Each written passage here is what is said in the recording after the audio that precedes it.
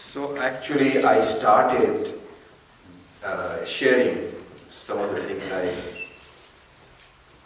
experienced this time in India last week.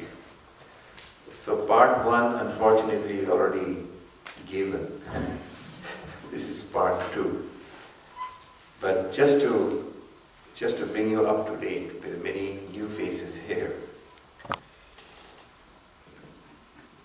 After Swami left, there was this big void.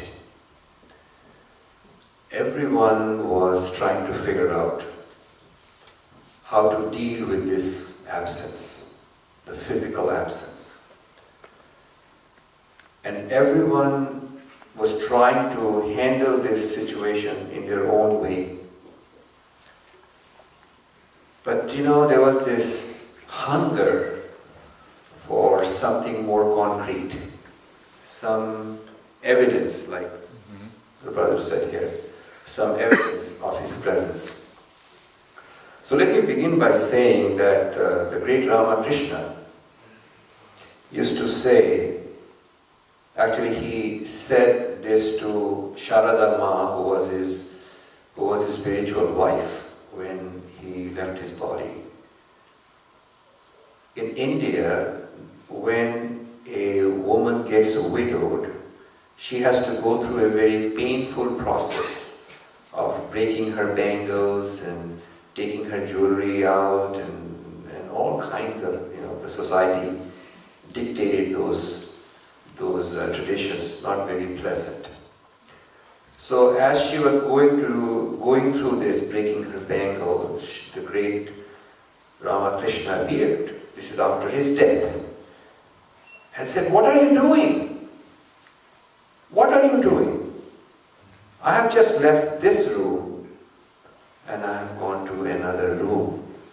Don't you ever forget that, and I don't want you to do anything to your physical being that was any different than when I was present." So she kept with all the jewelry and everything that she wore until her last day. So to use that example, it gives a different meaning to Swami. Swami has said, "Where am I?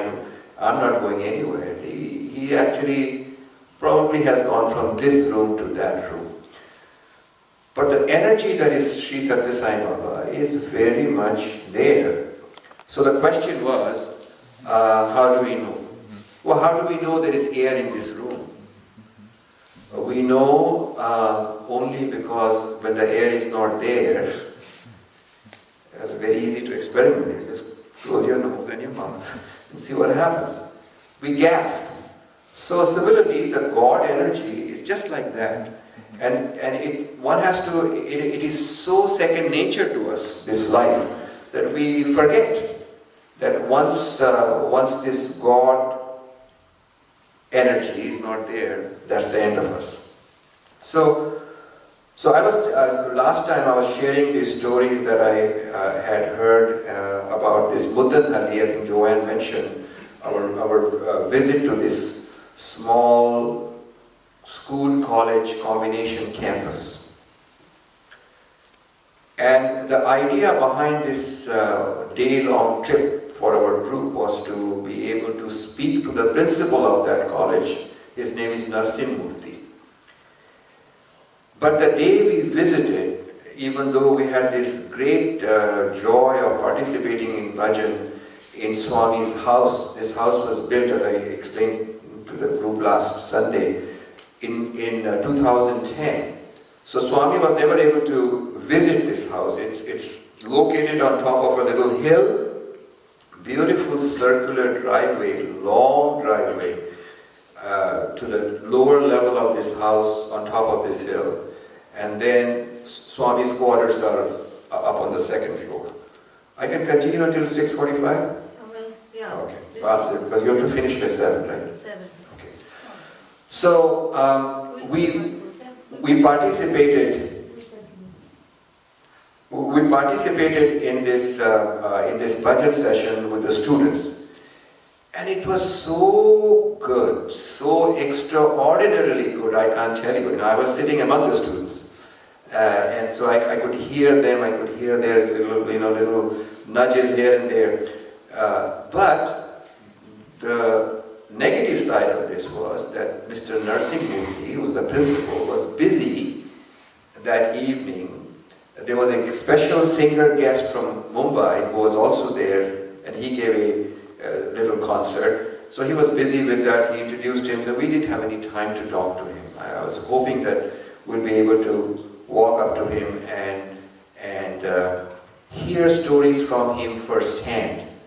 Because I had heard these stories that things are happening there, which is why we went to Bodhidharma.